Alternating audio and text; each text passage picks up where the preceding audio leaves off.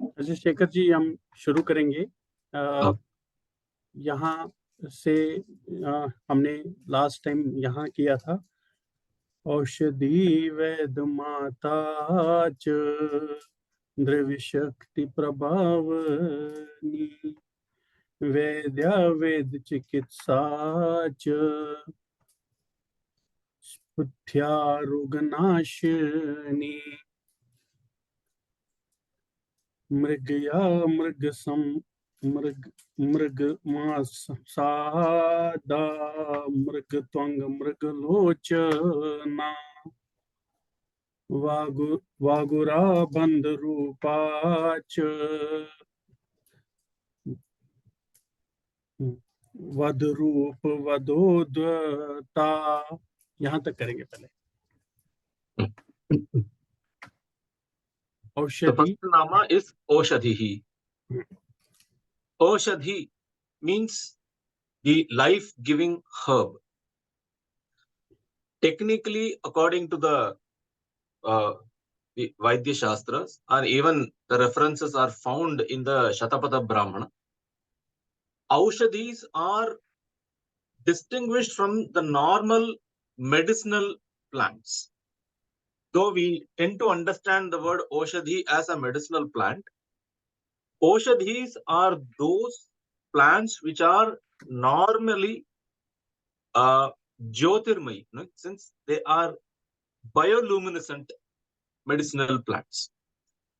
And they are found in typical mountainous terrains, and they gain their sustenance from the waning and the waxing phase of the moon. So the moon, who emits its rays, and the moon rays are considered to be endowed with the life-giving properties which is absorbed by these Aushadhis. So the moon is the Amrita, the nectar from the moon rays are absorbed by these Aushadhis, and this in turn is passed on to whoever partakes the Aushadhi. The classic example of an Aushadhi is found in the Srimad Ramayana, wherein we have the incidents of Sri Hanuman going all the way to the Dronagiri and getting the Sanjeevani. Sanjeevani is an Oshadhi. No, it is a Jyotirlata. So Oshadhi is the special medicinal plant which receives the Amrita from the moon. That is why moon is called as Oshadhi Natha, the lord of the Oshadhis. That is by whom the Oshadhis derive their medicinal properties, life-giving medicinal properties. So Oshadhihi. Here Devi is called as the Oshadhi because she is that corrective mechanism by which we are able to get rid of the roga or the disease. What is the roga that we speak of in the realm of spirituality?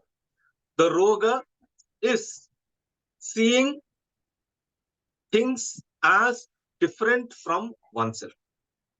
So that Dvaita Bhava is the roga that is spoken about. And she is that Vimarsha Shakti whose Anugraha flows in the form of the Rudra Shaktipata during the Diksha and bestows the Samyak Jnana. Acharya Abhinav Gupta calls the process of eliminating the mistaken notions by applying a special kind of logic called Sattarka. So that Sattarka cannot be or will not be able to we cannot indulge in Sattarka until unless we have received the grace or the Anugraha Shakti of Devi. So she is in that way Oshadhi, that life-giving medicine, which helps us remedy the greatest disease in the form of samsara, which is the Dvaita Bhava. So she is Oshadhi. Then comes the next Nama, Vaidya Mata, one who is the mother of all the Vaidyas. So at the empirical level, when we see Vaidya Mata, because she is the personification of all the Vidyas, and Chikitsa Vidya is also one among the various Vidyasthanas. Therefore, she is the mother of all the Vaidyas. That is one. The next way of looking at the name Vaidya Mata is Mata is apart from the meaning of being a mother. Mata also means one who measures. Measures in the sense one who regulates. So Vaidya Mata, one who regulates the Shastra which deals with the Chikitsa. That is one who formulates the Shastra. It's very important. That is why in whatever Shastra we take, the promulgator of that Shastra is always given the highest respect, even though there would have been very many successive masters who would have contributed to that particular system to a very great extent, be it in the form of the commentary literature or be in the form of epistemological proofs and disproving the opposition viewpoints. All that might have happened. But why is it that the first promulgator, be it like, for example, why do we respect Panini in the Paninian system of grammar? Panini was not the one and only systematizer of grammar. But in the Paninian system of the grammar, he is responsible. But even before Panini, it is Maheshwara, Lord Shiva himself, who through his dhakka, through his damaru, gave the 14 sutras, which is the backbone of the entire Paninian system. Similarly, when it comes to the Yoga Shastra, Patanjali is considered to be the promulgator of the system, the systematizer. So we don't believe in Bharatiya tradition that someone discovered or invented a particular system. We only say that that was available and he put a framework to it.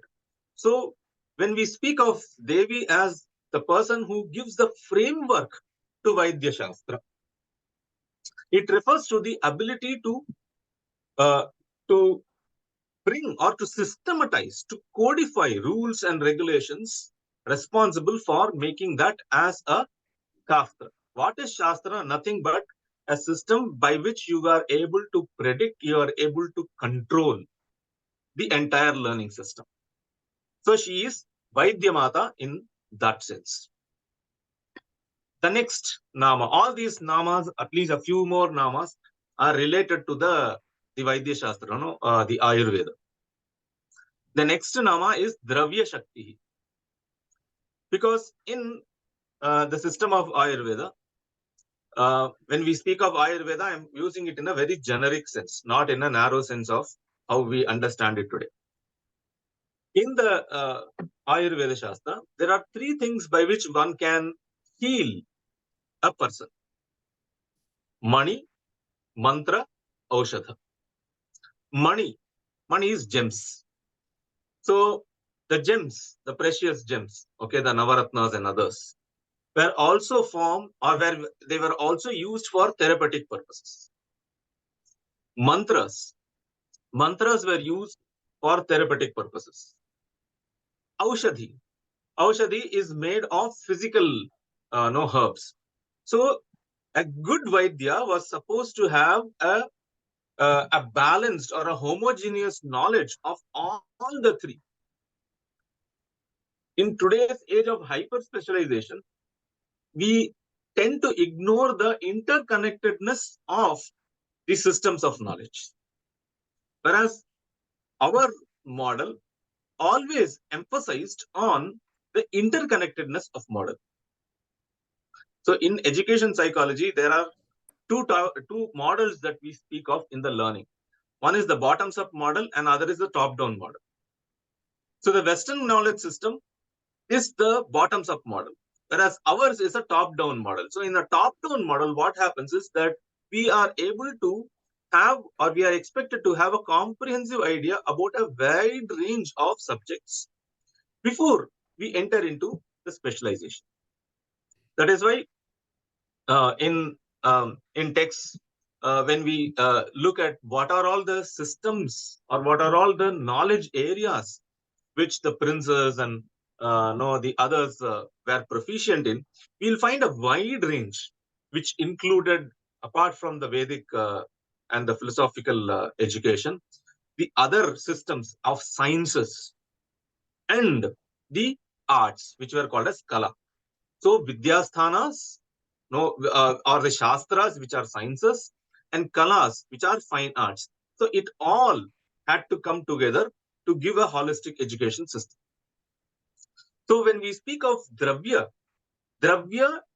in combination with mantra and the money, these three contributed to healing.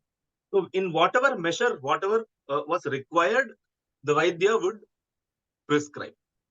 So she is the Shakti, the power behind the efficacy of the money, the mantra, and the aushadhi.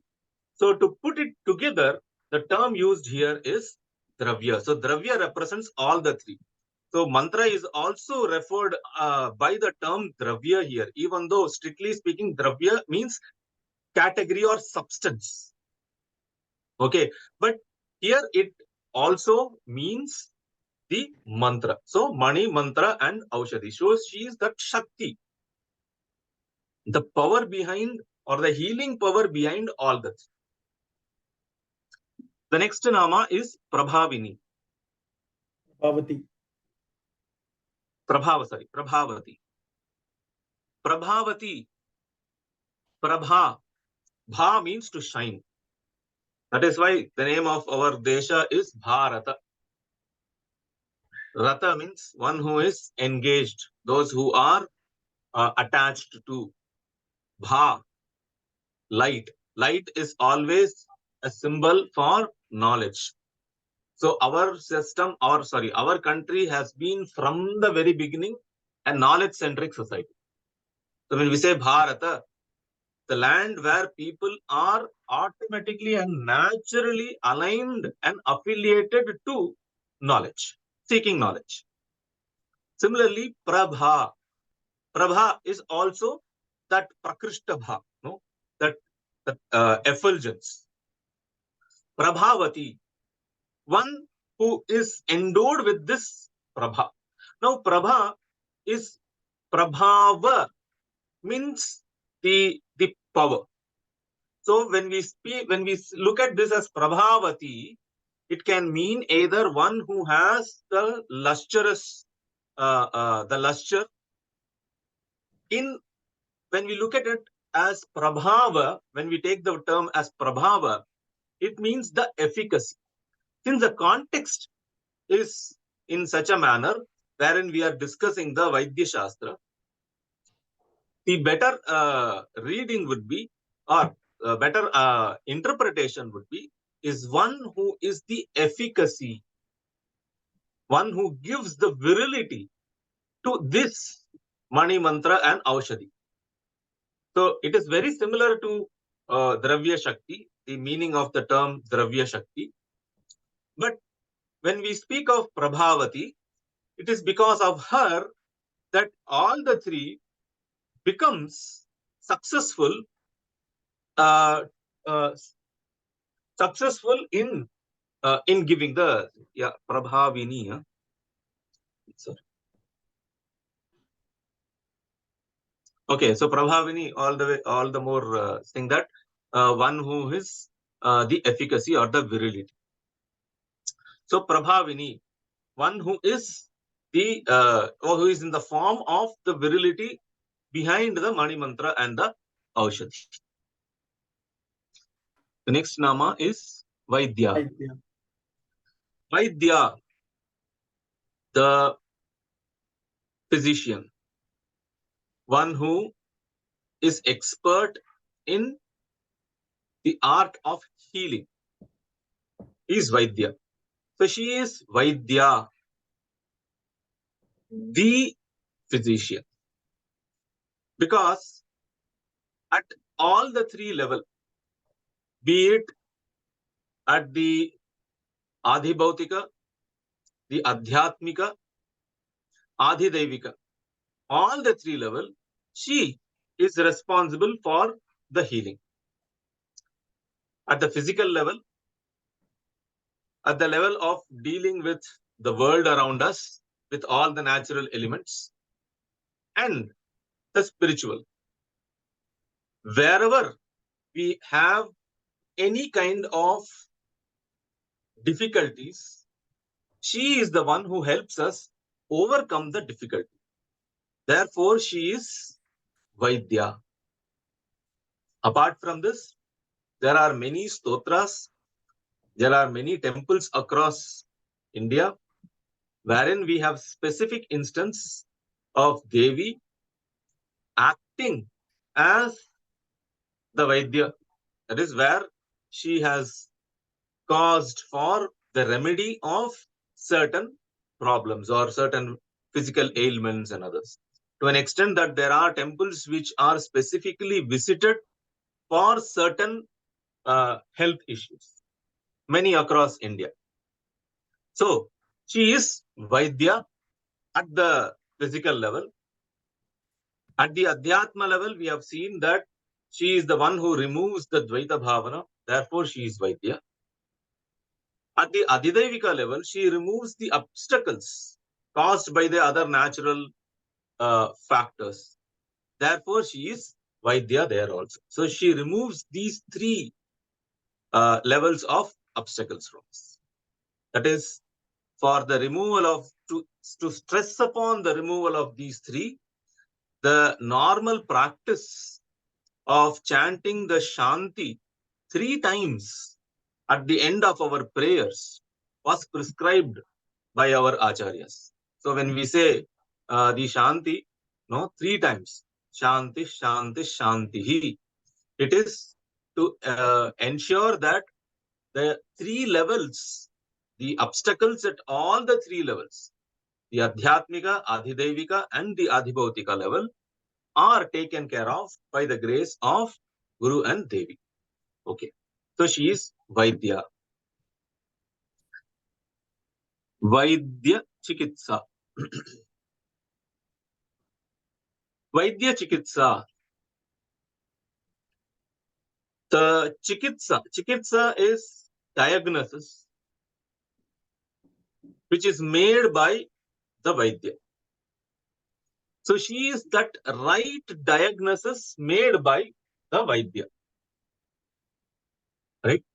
So normally the toughest part is the diagnosis. If the diagnosis is correct, then whatever has to be prescribed for overcoming that particular issue, there would be some system for it. But if the diagnosis is not made correctly, then we end up with all sort of complications. We might have heard about so many instances currently or in the previous times. So normally in the Ayurveda Shastra, the Vaidya was supposed to have certain Atma Gunas, certain personal traits. And these Atma Gunas helped him to diagnose in the very first instance the correct the cause for the particular ailment. And one of the most important Atma Gunas that a Vaidya was supposed to have was the practice of certain mantra yoga apart from certain other disciplines. So the power to diagnose came because of this. There are a few it's traditional Ayurveda Vaidyas whom I have seen, I have interacted personally, who still practice this kind of, so they have a dedicated time that they spend every day on their sadhana, which helps them in identifying or diagnosing the rogas correctly. So she is that diagnostic power which is endowed with the physician. So she is the Vaidya Chikitsa. Next nama is Supathya. Pathya. In Ayurveda, the term Pathya means regulated diet. And a lot of stress was given on Pathya. One of the main reasons why Ayurveda was shown in bad light because of colonial influence was also this Pathya. Because if we know a few decades back, means, oh, if you go to Ayurveda, there will be lots of do's and don'ts. English medicine, we don't have to. All we have to do is pop the pill in and everything. That's a quick solution. No. Ayurveda believed that unless the root of the cause is treated effectively, the treatment for the symptoms will only be superficial, will only be temporary. And for the treatment of the root cause, most important thing was the pathya or the intake of food. So the regulation of the food intake was very important and is very important in the Ayurveda. So when we speak of Supathya, it is that right diet that a Rogi has to take in order for the medicines or for that healing to take effect. Okay. Pathya also means that which is, why is it called as Pathya? Because it is that which is easily digestible. Digestible means sense in that physical condition. Pathya is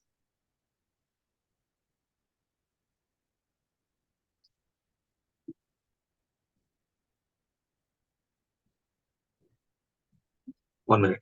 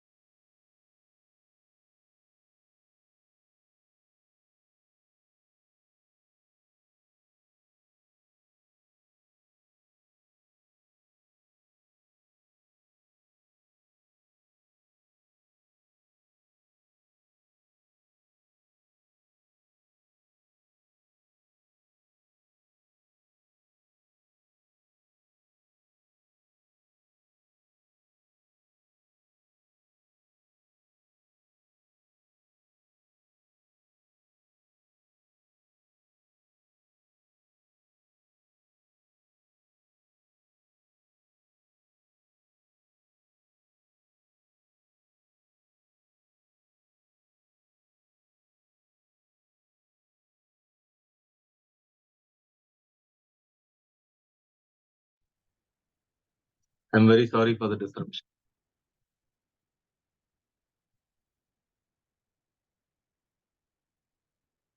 Can I continue, Rakeshji? Yes, please continue. Yes. Supathya Roganashini. Supathya. So pathya is that which is easily digestible. That is why that regulated diet was called as pathya. That which can be assimilated by the rogi during the period of his treatment. Devi is called as Supathya in another sense, in the sense that she is easy or she can easily be attained. Therefore, she is Supathya. Attained in the sense one who can be understood easily. Because there are always two ways of looking at her. One is that she's very difficult to know, because one has to really indulge in intense sadhana in order to attain her. So that is one way of looking. So when we say that no, she is Durgama, another Durga Vaidya and all. But at the same time, she is easiest because it does not require any external paraphernalia for one to attain the grace of Devi. It is all internal. It is only the intensity of the desire to have her grace, to have her vision, that determines the success of the sadhana. If we prioritize that over everything else which is outwardly, then she is Supathya. If we prioritize the world over her, then she is Durgama.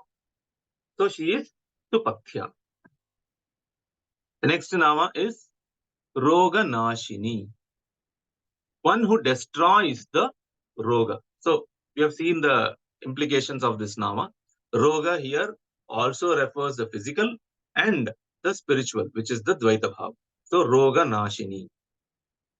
So with this, the set of nama concerning with the Ayurveda is over. The next nama is Mrigaya. Next few namas is about the art of hunting. Hunting was considered to be one of the most important art which a Kshatriya was supposed to master and learn for 2-3 reasons. Number one, to keep, unlike today where we are talking about conservation, preservation and others, in the earlier times, the wilds or the forests were populated with the wild animals to an extent that they became disruptive. And whenever they became disruptive to the human settlements, then it was the duty of the king to keep their numbers under check. So hunting was permissible. Along with that, it was also used as an opportunity, when done in an optimum level, as practice for warfare. How? See, when they used to practice for the warfare, they would require the moving targets, which cannot be predicted. So the hunting served as that tool by which they would be able to practice their skills, whether it is archery or throwing the spears and others, on a moving target. The Kshatriyas were allowed to hunt, and hunting was called as Mrigaya. So all these nama, we will have to be very, very careful, and we should understand it in the context in which they have come. Today's context, we cannot apply this, to be very, very pragmatic. In that situation, it was permissible because of the prevailing conditions. All right. So Mrigaya means the art of hunting. The art of hunting, okay. Mriga is normally when we see the iconography of Shiva, he holds a mriga, a deer, in his hands. So while giving the explanations, the agamas such as the Kamika agama equate mriga with mind. So mrigaya means the art of taming the mind. For a yogi, mrigaya means the art of taming the mind, art of controlling the mind. So Devi is that art of controlling the mind, because the mind is like the deer, chanchala. No, when Bhagavan, when in the Gita, Arjuna says, "Chanchalam hi manah Krishna, pramathi balabad dridham, tasyaham nigraham manye, vayoho iva sudushkar." The mind is indeed fickle, pramathi. No, it's gyrating. It's very, very disturbing. Balavat, strong. Dridha, stubborn. Control the mind. Tasya nigraham. Vayoho nigraham iva dushkaram manye. I find it, I feel that it is as difficult as controlling the wind. So Bhagavan replies, Asamshayam mahamaho mano durnigraham chalam abhyasena ta kaunteya vairagyena cha grikhyate. Indeed, there is no doubt that the mind is chanchala. But what are the two factors or the two upayas? Abhyasa and vairagya. Continuous, consistent practice. Vairagya.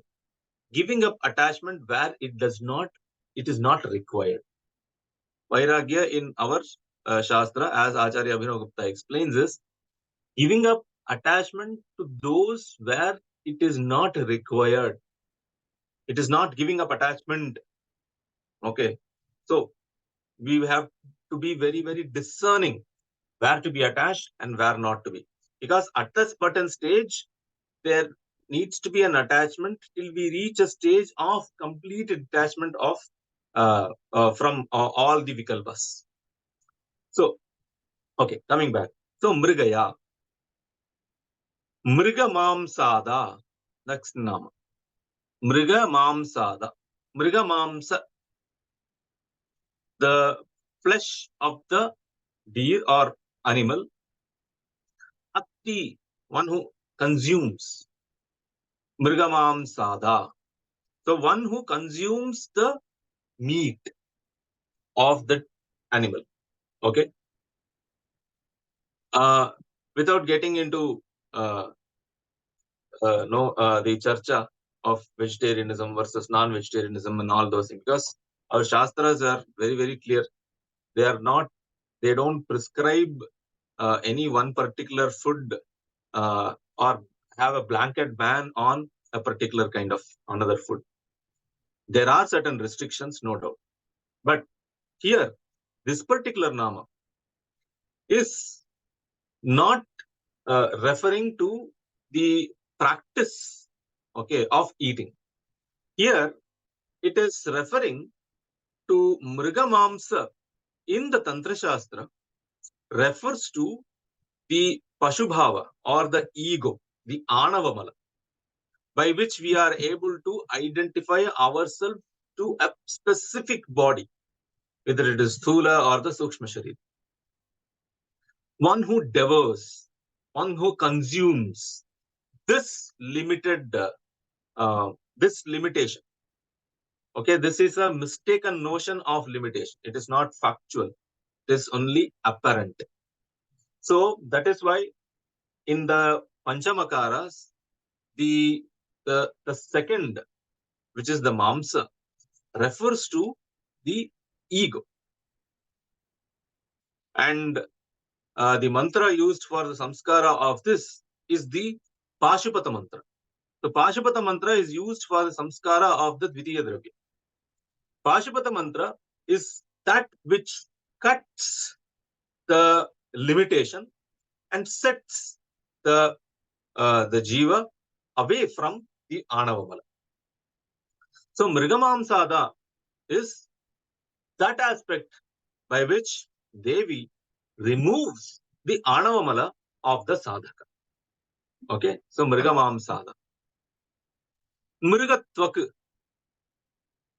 Mrigatvak. Tvak means skin. Mrigatvak, skin of the deer. Deer skin.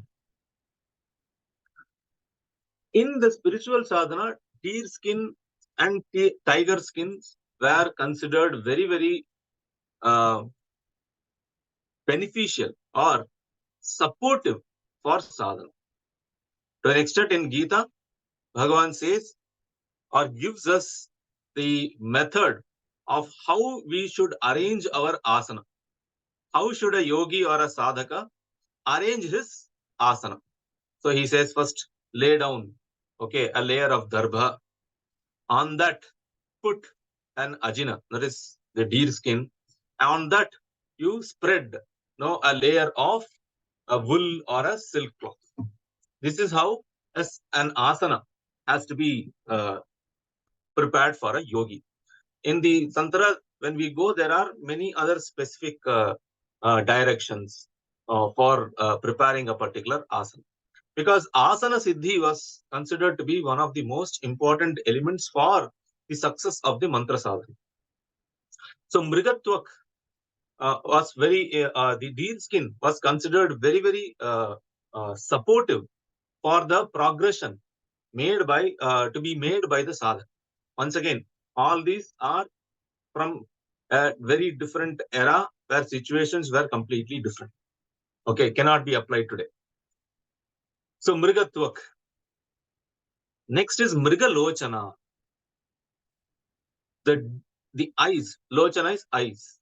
Mrigalochana, the eyes of the deer. That is one whose eyes resembles the eyes of the deer. There are two aspects of comparison here. First aspect is that the eyes of the deer are considered to be very broad and big. The one who has that large eyes. So that is one interpretation. The other interpretation, which is most commonly accepted in the Kavya Shastra, is that the eyes of the deer is always very, very petulant. No, it won't be steady. No, because it is a very, very timid animal. It's always looking out for its predators. So that fear is ever reflected in the eyes. So the eyes will never be steady. They will always or constantly they will be moving or searching for danger.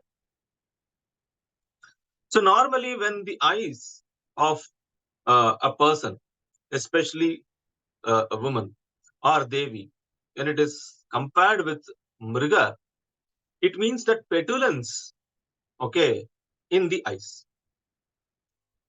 When it comes to Devi, it is not the fear that causes that petulance. It is the eagerness to bestow the grace that causes the petulance. There are certain shrines in Bharatadesha wherein the Devi is known by the name or by the quality of her eyes. For example, in Kashi, the shrine is that of Vishalakshi, one who has large eyes.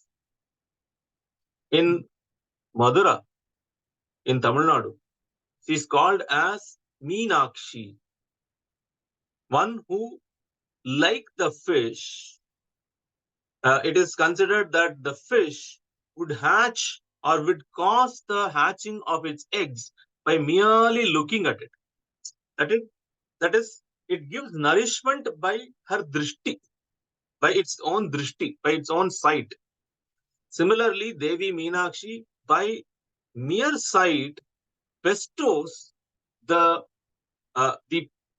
poshana, the nourishment required by her devotees. In another shrine, most important, the Kamakshi shrine in Kanchipuram. Kamakshi, who has Ka, Ma, Lakshmi and Saraswati as her two eyes. That is one thing. The other is Kamaniye Akshini, that one who has very beautiful eyes to look at.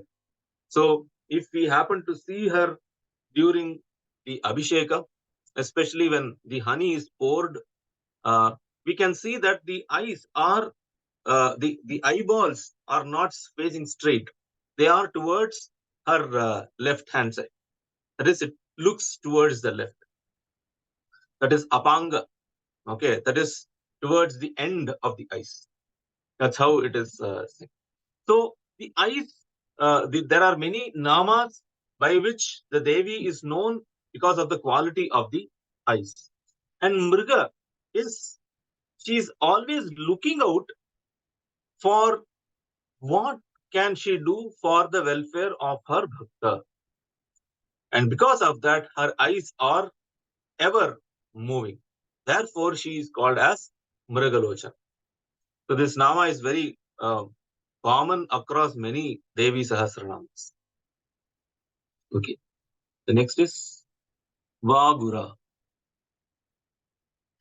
Vagura is blemishless. So Devi is not tainted by any of the blemishes. Very simple. It is before the stage of the emergence of Dvaita Bhavana, she exists as Shakti. Therefore, she is untainted by the defects caused by the Dvaita Bhavana. That is, before the manifestation of Idam itself, she is there. Therefore, there is no dosha which we can attribute at the level of the Shakti Tattva. So she is Vagura, blemishless, untainted. Bandharupa. Bandharupa. The next few namas have a common theme of a person who is under certain restrictions, like he's arrested or things like that. Okay, it's when we look at the nama Bandharupa, one who is in the form of Bandha. Bandha is that which binds. So Devi is in the Devi herself is the bondage, and she is the one who removes the bondage as well. How is she the bondage? Because as Mahamaya, she is the one who deludes. In the Durga Saptashati, the very beginning, the first adhyaya itself, the enquiry is this: Jnaninam api chetamsi bharevi bhagavati hisa balat akrishya mohaya Mahamaya prayachati. That is, it is she as Mahamaya who pushes, who pushes or who ensures the bandha. At the same time, she is the one who removes the bandha in the end, in the sense that she is the form of the bandha and she is the moksha also. So bandha rupa. In normal sense, bandha rupa means imprisonment or things like that. Yes. Vadha rupa. Vadha means Vadha is killing. Okay. So Vadha rupa in the form of killing. In sense, the punishment, the highest punishment was that. So Vadha. So Vadha is used, or it is prescribed by the Shastras as a deterrent in order to maintain a sense of law and order in the society.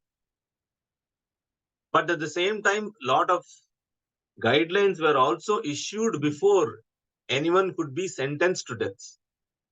So it's so when we say Vadha, when it is dispensed by the king, who is the dispenser of justice, it becomes the means of maintaining order in the society. Similarly, Devi maintains the order in the world by causing cyclic destructions. So that is how the balance of the world is maintained, by causing the Avantara Pralayas and others. So she is Vadharupa. The next nama is Vadodhata. Vadodhata. Vadodhata, once again, the implication is very similar. One who relishes, or one who is puffed up with the act of violence. We have already seen the violence that we come across in Devi is not driven by any personal motives. It is for the maintenance of the overall order in the cosmos. So, Vadodhata. Next is Bandi. Bandi is one who is imprisoned. So, how can we call Devi as one who is imprisoned?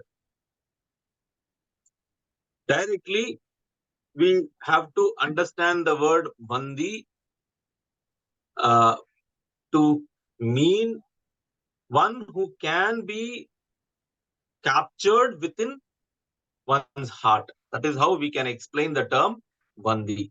Otherwise, it is because she is beyond speech, she is beyond thoughts. Therefore, no physical, nothing physical can touch or taint her. So when we speak of Bandi, it means that one who can be captured in the sense one who can be captivated by the simplicity of bhakti and sadhana of a devotee, because of which she becomes her the devotee's own. So she is Bandi in that sense. Vanda Tutakara. Mandastotara. One who is in the form of the stotras offered by those who are imprisoned.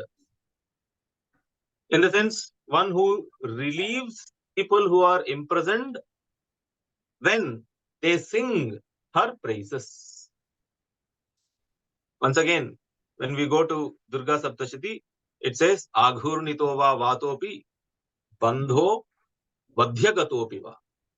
Anyone who reads this Devi Mahatmya, when they are in very calamitous situations, such as Aghurnito va vatopi, when they are in tempest, storms and others.